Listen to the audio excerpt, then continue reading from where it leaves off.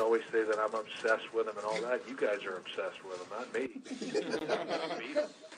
But you're the ones who talk about him every single day. We prepare for them the same way we prepare for every team that we face. Do I obsess with them and all that? You guys write about, I've lost 7 of 8, so why are you even talking to me? We got no business being on the same field. That's what you said. I've lost 7 of 8 against them, so don't talk to me. Rex Ryan getting testy with the New England media during a conference call on Thursday. Skip, what's your reaction? Stephen A., my reaction as a Brady fan is it scared me. I thought that was real. I thought that was Rex at his best. Rex at his scariest to me, again, as a Patriot supporter, is not showman Rex, carnival barker, look at me Rex. It's angry Rex, and that was legit anger there.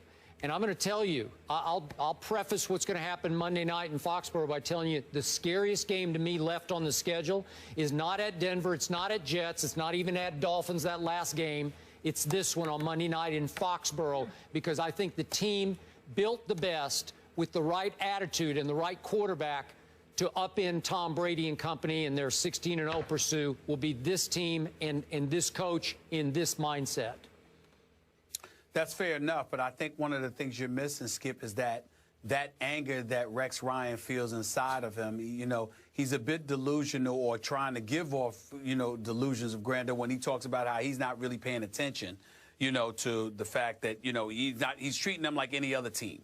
They're not any other team to him. They're a team within his division that has dominated him since he has been a head coach in the NFL. They've beaten him 8 of the last 9 times. They keep winning division titles at his expense. And he came into the NFL as a head coach talking about how he's not here to kiss Bill Belichick's ring. Yep. And everybody remembered that. So it's those kind of statements that have come back to haunt him, because he's had no choice but to kiss the ring, because since Rex Ryan has been a head coach, the Patriots have been to 2 Super Bowls and have won 1. And they keep winning the division every year, where that's not the case for him. So they're not only successful, but they're successful on his watch, within his division. Yep. And all the bluster and bloviating has amounted to nothing. And nobody highlights that, the ineptitude of Rex Ryan, better than Bill Belichick and the Patriots. I hear you, but the one coach who has tormented Tom Brady over the years the most is clearly Rex Ryan. Now, he did bloviate ahead of the game early this year at Buffalo, and he got it stuffed right back in his face by one of the great Brady regular season performances of his entire career. But it was 40-32. Tyrod scored 32, some of them late. But Tyrod, I don't think he's afraid of Tom Brady in his own way. That's true. But they were down 37-13 before New England got a little lackadaisical. But 3 of those TDs, half of those total yards, are from players that can't go. Julian Edelman, Dean Lewis. So we will see. Bingo. See you guys on Monday. Have a great weekend. Seahawks OC Darrell Bevell was very critical of Russell Wilson's performance in the Seahawks' 39-32 loss to the Cardinals. Here's what he said to Seattle Sports Radio KJR about one of the plays. We had full progression, kind of across the board for that one. We had a chance for Tyler Lockett. We had a chance for Doug Baldwin. And basically, Russell said he just missed it. Bevell also singled out other plays where Wilson struggled during the same interview. Skip, what's going on here? Stephen A., shocking criticism from the offensive coordinator of the franchise quarterback. So I'm going to give you my armchair psychiatrist theory here. Strictly from a distance, okay? I don't have any inside info. I'm just sitting back trying to read the tea leaves up in Seattle, and this is what I read. As you know, the one thing you do not do in the National Football League as a head coach or a coordinator is publicly criticize your starting quarterback, your franchise quarterback.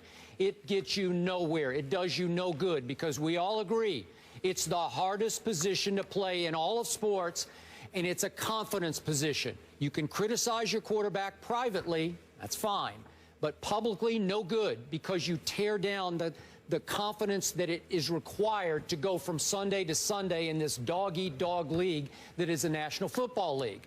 So my theory is that Darrell Bevell is so concerned, as is his head coach, Pete Carroll, about lingering bitterness, animosity, unrest in that locker room over that last play in the Super Bowl, in which obviously they put the ball in Russell Wilson's hands instead of Beast Mode's hands. You've gone on and on. Worst call in the history of the Super Bowl. And it lingers. It still eats at the psyche of this football team. And they're teetering at 4-5. A lot of people picked them to be in the Super Bowl. You picked them to win the Super Bowl. And it's desperate times, desperate measures, as you said in a previous topic. So, theory. Darrell Bevell pulled aside Russell Wilson and said, I'm going to criticize you on the radio. I'm going to go after you on the radio because I need to send a message to this team. You are not above criticism because you deserve some criticism for what happened Sunday night against our arch division rival. We blew that game. Maybe he even told Russell. Obviously, some of that is on the defense, but a lot of it's on you. So I'm going to criticize you because we need to clear the air in our locker room and show them, show the defense, that you're going to shoulder your share of the blame also. That's just a gut feeling. So he goes on a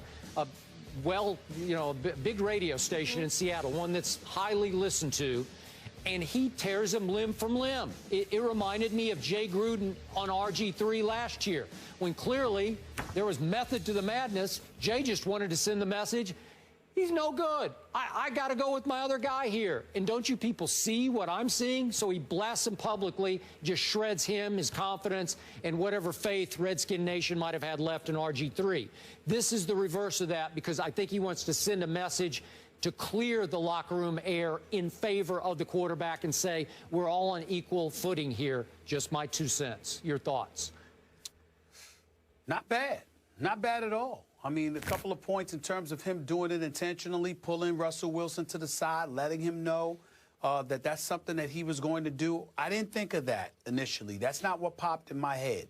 So I'll give you a lot of credit for that because you might be right. I don't know. You know, I know quite a few players in that locker room. You do.